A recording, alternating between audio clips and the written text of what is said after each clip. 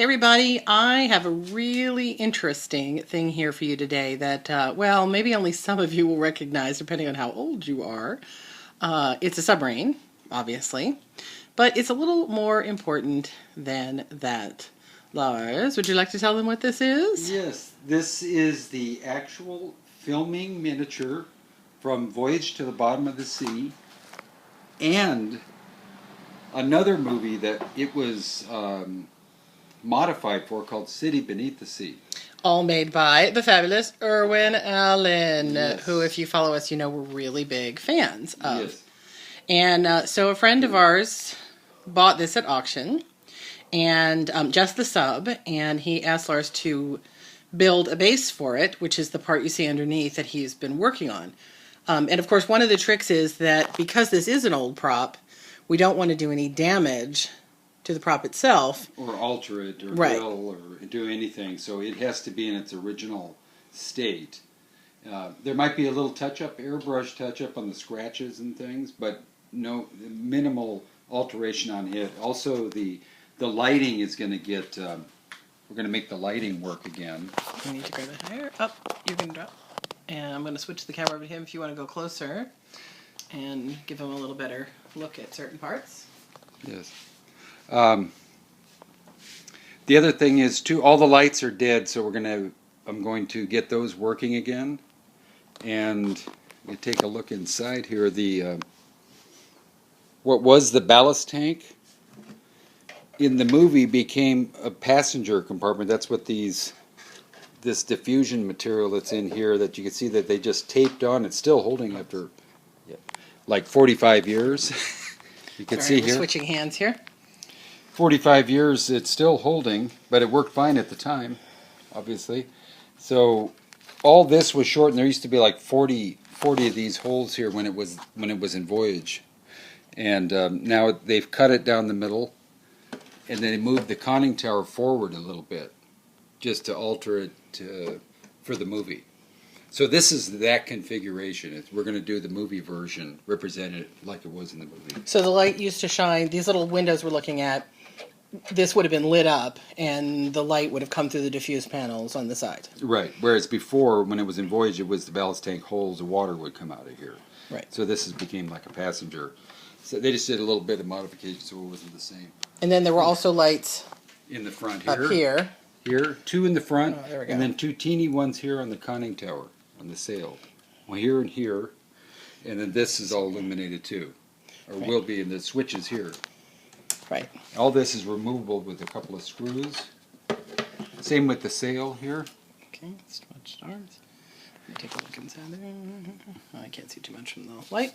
You can see in here that they had a rheostat that did something. I think it did possibly created the bubbles out of the rear for the water. Or maybe just made the lights brighter or darker, too, we don't know. Yeah, something. Anyway, that's a mystery, but it's going to get LEDs in here and just to get the effect. Right, because one of the problems being that even if it was a good idea to work with the wiring that's already in there, which we don't think it is, you would have to modify the original model again to do that. So we figured that it was a better way to go was to leave all of the original wiring intact and just build a new wiring system inside. So if you wanted to revert this back to its original state, you could do that Right. without damaging the original prop, which is really important. Plus the old wires and stuff would need to be soaked and cleaned to make sure everything. Right, we don't think they would probably be that safe Right. To use. So Right, and now going back to the scene here, this is just getting the composition and the layout of what's to come. All these rocks,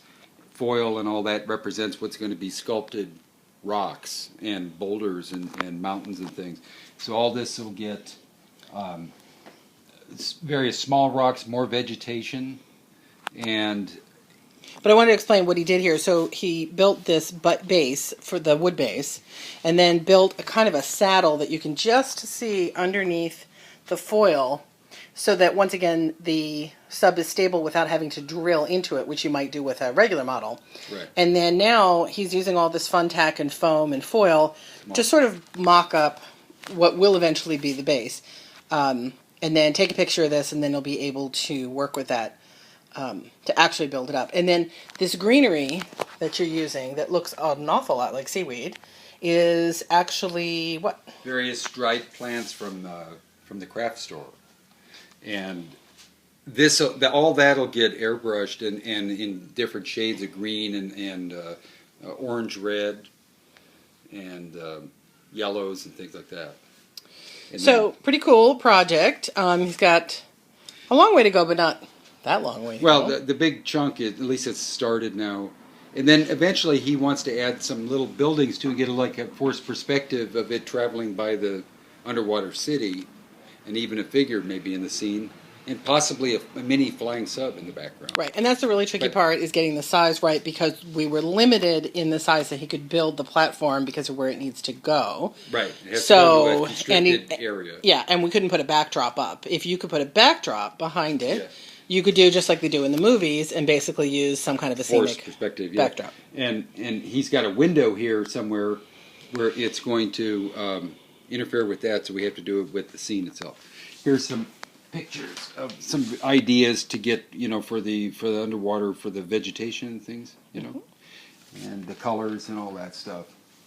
So when this is all illuminated and all this is painted and everything's in place, it's going to take on another life. But you kind of get the idea. Right, and we're really excited to see that, these things are getting kind of rescued, as it were. This one came from Profiles in History. Yeah.